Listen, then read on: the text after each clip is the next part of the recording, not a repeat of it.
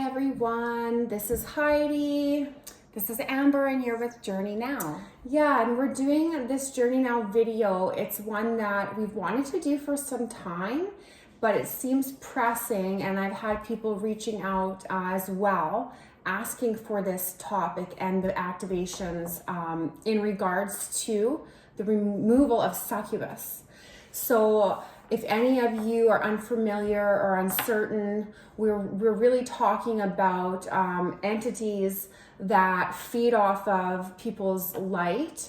They feed off light beings, but in the mannerisms of presenting lower vibratorial situations in which they cause the being to have bad feelings, fear, depression, sadness, whatever of those emotions that they could inflict on their target or victim. That is what they do, and then they simply feed off of that. And these types of entities that need to do that, they require a high amount of energy consumed this way because they're not getting nutrition, if you want to call it that, from source, from the creator light, which is there to nourish us all. They are void of that connection, and so they seek other ways, and this goes into the dark agendas. And there are so many ways that they can do this, and they come in from your TVs, from the different platforms. If you are aware of subliminals, because Amber and I were talking about subliminals, and the subliminals that get put into the movies and the television shows that we watch, in a lot of them, but in particular, if you happen to enjoy scary movies or, being scared in that way, you will find high amounts of these subliminals in the scary movies. And they actually also act as an invitation or a portal for these succubus entities to enter into your space and allow them to feed off of you. And then we have this confusion in the light community where people will have these feelings or these thoughts of, why on earth would a low density entity be able to feed off of light beings or these light workers who are so high in their field of energy and vibration? Well, it's simply put, because lots of times they do it while we're sleeping. And there's more than one type of succubus. Most common are the sexual ones, and some people experience that, and I mean, it sounds bad, but it can be, I guess, compared to rape. It's honestly a very real thing that happens to people in their sleep, and they can be highly aware of the occurrence as it's happening and not know what to do about it. And then there can be some people, actually, this is for real, guys, that get addicted to that. And then so now they're having me bring in, when we talk about mermaids, and then there's that crossover into the siren zone. That could be on that side of it as well. The sirens, the ones that, call in the sailors and feed off of them, that's a form of succubus. And so then we also have the ones that come in and they control your dreams. They manipulate your dreamscapes, and this is the most common type. And they will literally be able to access you and your personal fears, your personal doubts, and they can create a dreamscape just right to induce the most amount of fear, sadness, etc. out of you. And so that one is, I would say, the most common of them all.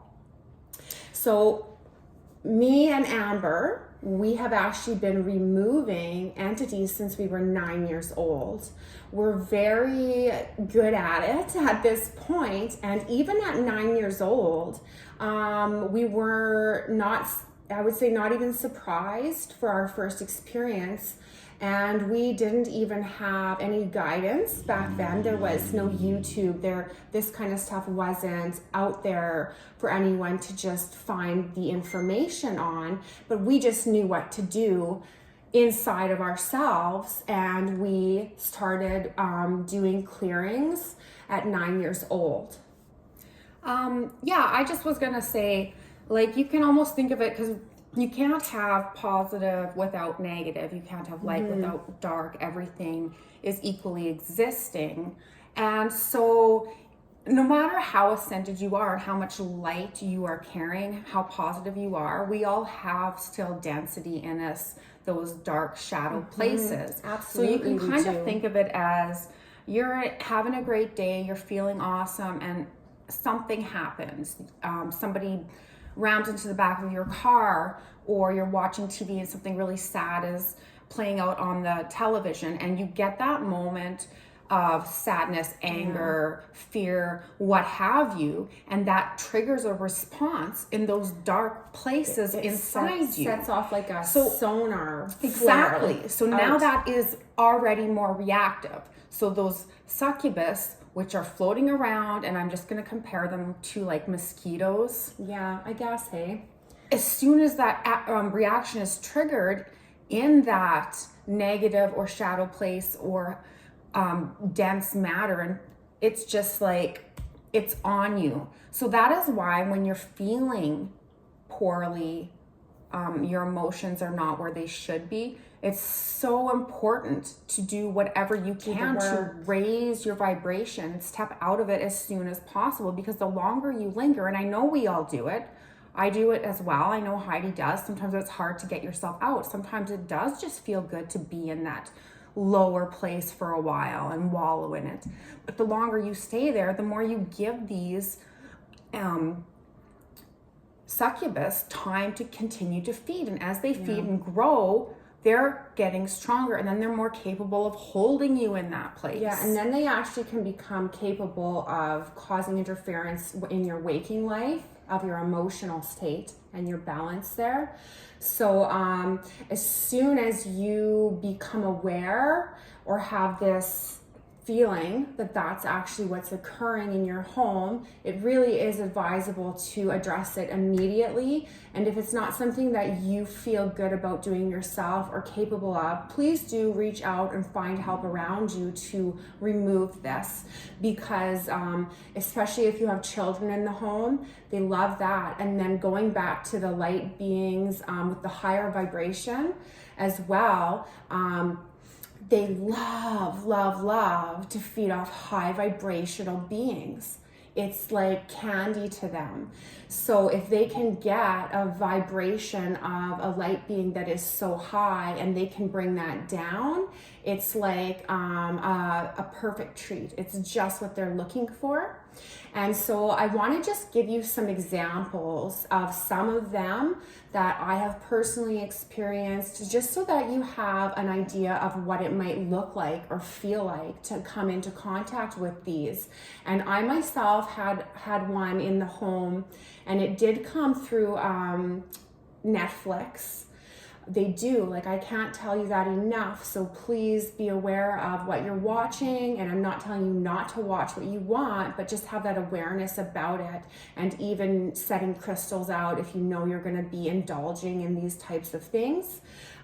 This one had come in from that platform, and the interesting thing about this one was that it was a shapeshifter. And they too are another breed, and they are for real 100% you guys. And so they can really weasel their way in, and you can have very much a feeling of it being someone else. They can literally shape shift in the physical presence. And this one actually shape-shifted into my bedroom pretending to be my husband. But I am very capable of knowing immediately who this is and what's going on, because the energy did not match my husband's energy. And so I was immediately alert and aware. But the thing about these is quite often the person under attack being fed from will sleep through the whole encounter more often than not, and they'll just wake up knowing they had terrible dreams, and they'll feel just disturbed, and they might have bad days and be irritable, and it might go on for some time, and they have no idea that this is actually going on. Whenever I get them, I know, and whether I'm sleeping or awake, I'm always conscious of it. So even in my dream, I'll be aware of what's going on, or if it's physically present and I am encountering it, in the flesh, in my bedroom, even in a shape-shifted form, I'm consciously aware of what I'm dealing with. And the thing about them is they will be on top of you.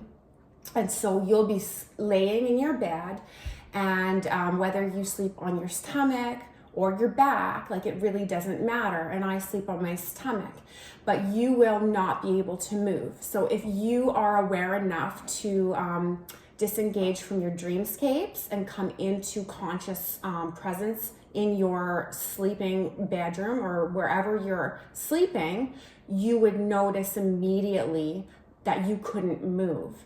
And that is a clear sign for you to understand that this is what's occurring to you, and not to panic, because it can be so scary. So don't panic, and that this is where you have to do the work, like, immediately.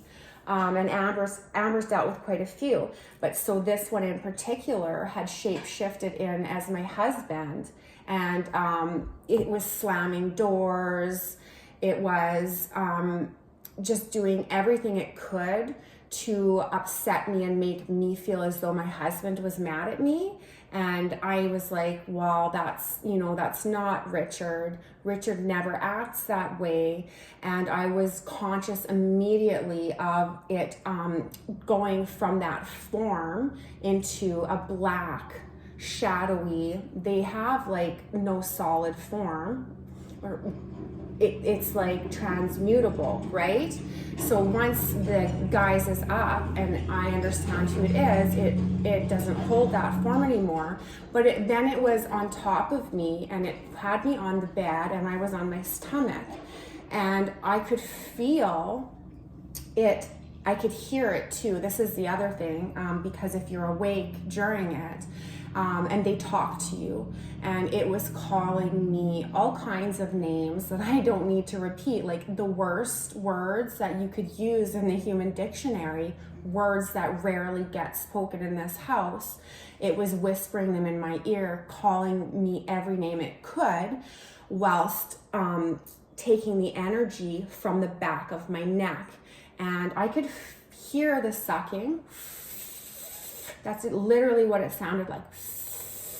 And I could feel the energy being sucked out from the back of my neck here, and all of my hairs were standing up. But I was fighting it immediately, and I was quite surprised that it was that aggressive with me, because me and Amber are so skilled at these removals. It really almost surprised me that it thought that it could do that. And I don't mean to laugh, you guys. I just laugh because it's like, you're not, for me and Amber, they're not going to win. We always get rid of them. And so it's like, you've shown yourself, and now you have to go. And immediately the work has to be done in that moment to rid the succubus. And if, like I said, if you can't do that, please reach out and get someone that can. So immediately you're going to acknowledge what's happening, and you don't panic, because of course that's what it wants. And you simply call in your guides, you call in your angels. And I always find the best ones for me, I always call in Archangel Michael and Saint Germain and the Violet Flame. And I have the angels come around me into the space, and we work together as a team to remove the succubus. And it probably took about 2 minutes after that initial recognition and calling them in. And then you can repeat your own mantra, whatever you would like to say. You know, the angels are with me, this is a safe place, etc., etc. And you just want to repeat that. Number one, it's going to distract you from the fear that you might be feeling, and it's going to allow you to calm down. And number two, it's going to allow you to validate your awareness, and that is going to allow the succubus to understand that you are removing it. And how long that takes is really going to be based on your skill level, and it does take practice. And if this is something you do, there's different ways that we do this. This is just the way I do it, and this is the way Amber does it. But everybody will develop their own ways of removing these types of feeders. Yes, and I have definitely removed a few of these from my mom in particular. And it's kind of like she was feeling sluggish and drained, and her neck was bothering her, and I saw it sitting on her back. So Heidi's right. Lots of times when you get them, they attached right here, and that's kind of right like there. Yeah. To the top of your spinal cord. Yes, And exactly. I said, well, you have something sitting there behind you. And so we did some removal for her, which was fine. But the other thing I was going to mention too was in other ways you might notice that you have an attachment because you are just kind of feeling not in a good place emotionally. And this is where I'm telling you, do this work because it works for me quite effectively. Start by really testing yourself, drilling yourself with questions. Why am I feeling this way? Exactly what made me feel this way? You know, such and such happened. Well, that wouldn't usually upset me because a lot of times it can be difficult to recognize your own emotions from the emotions that are being placed there. They're very by good at what they the do. succubus. And it's confusing. It can be confusing. So you really need to develop the ability to recognize which emotions are yours and which are being fed to you. So that can be tricky, but I promise you, the more you do it, the more you just sit down there and ask yourself questions and be honest with the answers, it does work very well. Yeah, and then as she was saying, because if you don't get rid of them and they find you tasty and they find they're getting what they need from you, they won't move on. So lots of times they'll be transitory, and they're basically floating around from place to place, feeding as they go. But sometimes they won't leave, and they'll be stuck to you, and they will honestly be riding on your back everywhere you go. And you won't know, you won't see them, but they can literally be with you all through the day, basically wearing you. It's like it looks like you're wearing them as a backpack, but essentially they're wearing you, because they're manipulating so many parts of you, and it really needs to be something that is taken seriously.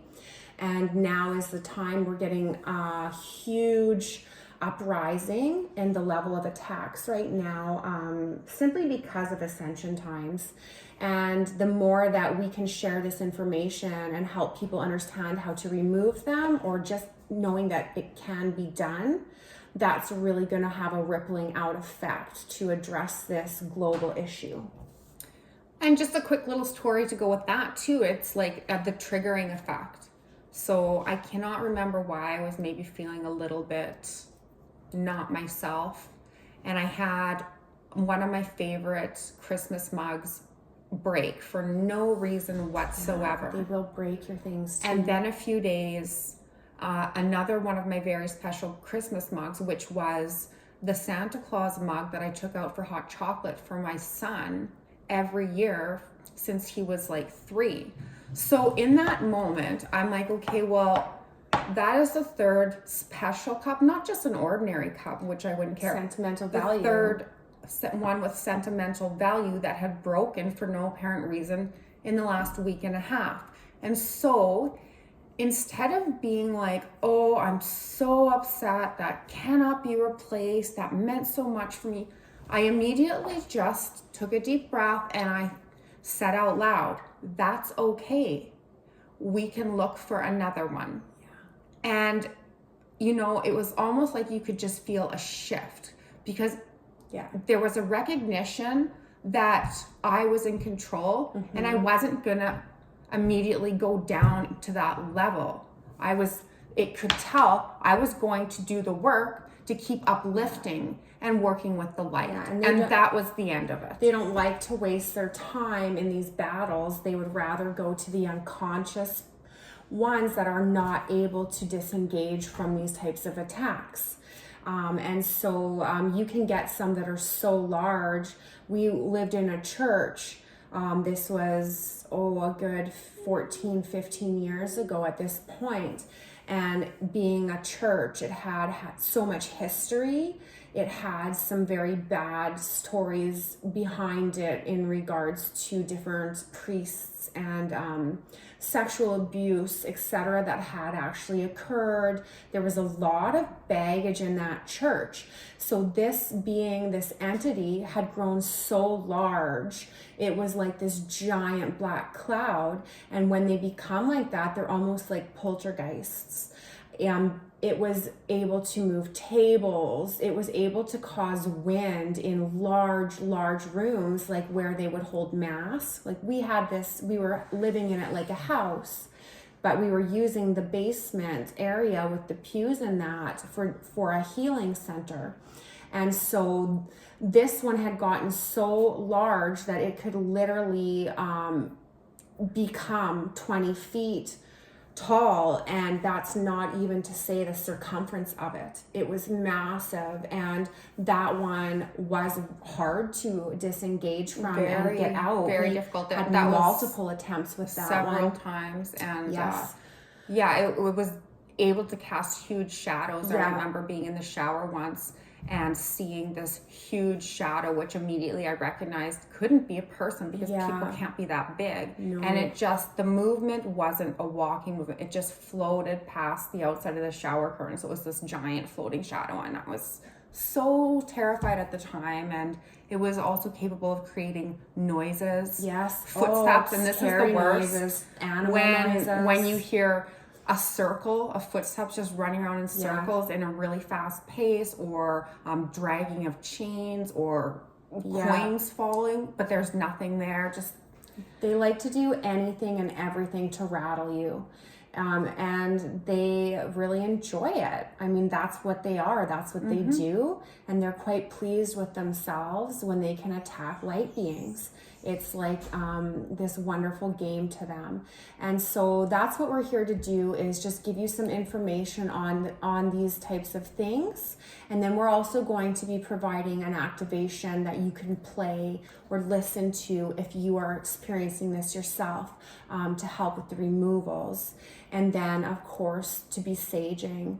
The whole house is never, ever a waste of your time. They really don't like that. Get into all of the closets, all of the corners, all of the hidden spots, because they will withdraw as you're going around with the sage into the dark spots and wait it out. They honestly will, and I found them hiding in lots of tiny little dark spaces, and we just give them the boot. Like, get out of here. Just a couple other things that I've tried that have worked well for me.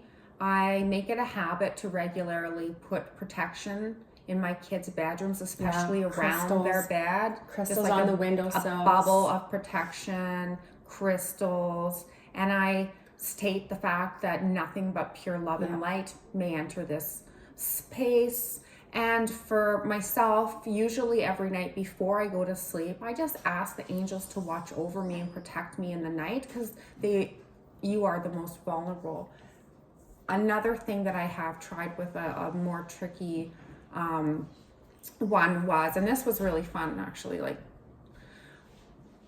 fun. I know, we do find it fun. We go into people's homes though. This is just what we do. It's part of our expertise. I don't know. We go into people's homes and we clear homes for them, and no, it's just part of who we are. I had a really sticky one that was bothering me, and not only me but my kids as well, and that's when I kind of get really upset, because don't mess with my kids, leave the kids alone. So I had taken some moon activated water in a glass bowl with a quartz crystal, and we make clearing candles. So I had lit one of the clearing candles, placed the crystal in the water in the bowl beside my bed at night, because that's where it was giving the most troubles to me.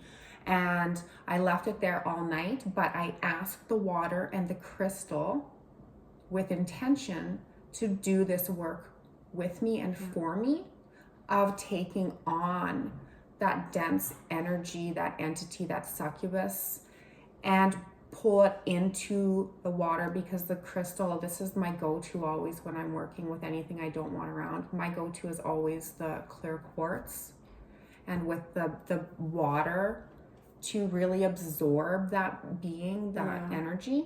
And I let it sit there all night. And of course I had the angels working with me too, and guarding me. In the morning, when you wake up, you simply take that bowl, remove the crystal, go to the sink or the toilet, whatever makes you feel more powerful.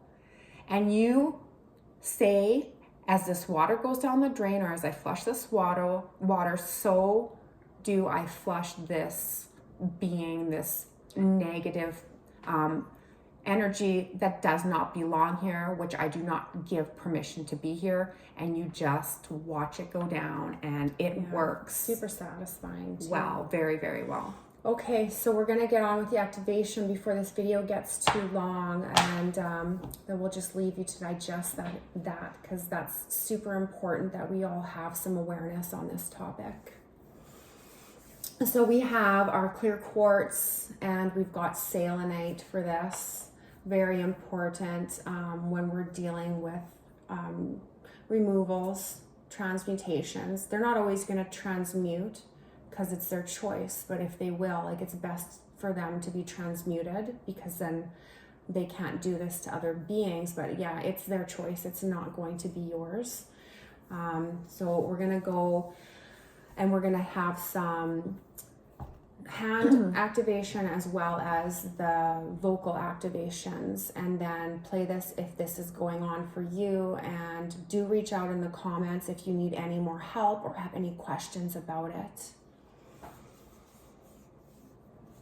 So we begin by calling on Saint Germain. I call upon Saint Germain and the violet flame. I call upon the electric blue fire of Archangel Michael.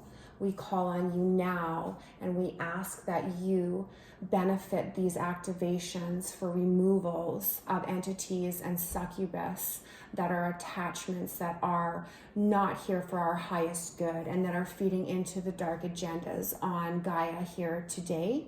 We ask that you allow these activations to be present and available to all those who need it within the collective. And so it is with loving light, and so it is.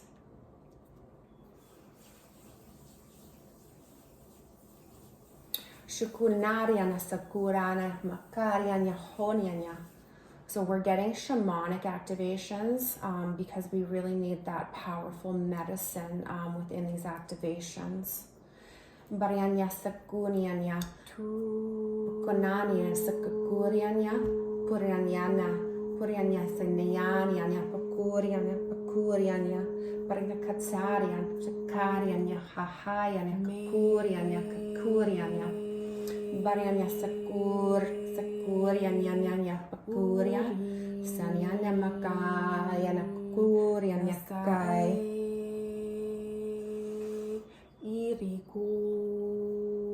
So they are allowing a conduit here for the higher chakras because they do feed off of the lower chakras. So we're going to be bringing that down into the lower chakra systems. Maniana sakunianya, mananya karianya hunia, manianya sanyunia, nunia kakarianya kakuria, kurianya. Kurianya manakaya makai seya wata uri nakai braritu inviaskari nisi I area mate braturi turi Vrari, vrari antu kaya se eri, mia tuku ahka, ahka untu ne isia untu pratu,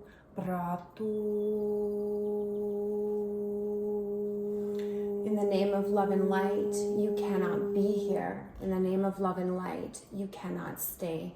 In the name of love and light, you cannot be here. In the name of light, you cannot stay.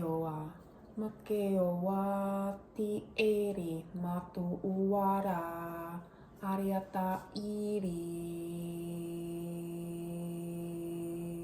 ka aria maha e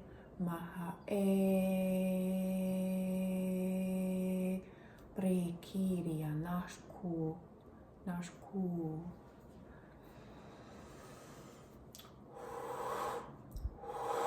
Yani kani yani makotsuri yani sinyana sinyanya kakuri yani makari yani.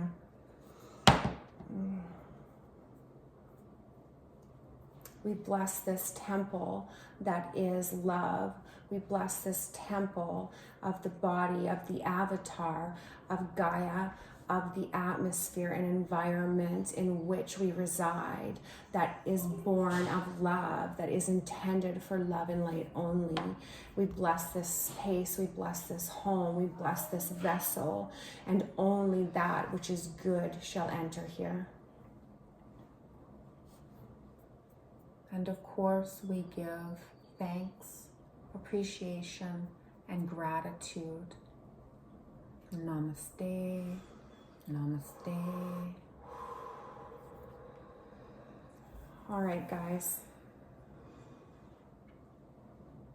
Oh, okay. Thank you so much for allowing us here today in your space to provide this information outwards, and do partake of it as you need. And we will see you next time. And please write in the comments below if you have any tips of your own, or for sure, any stories that you want to share. Absolutely. What do you do? Yeah, absolutely. Okay, bye. See you guys. Time.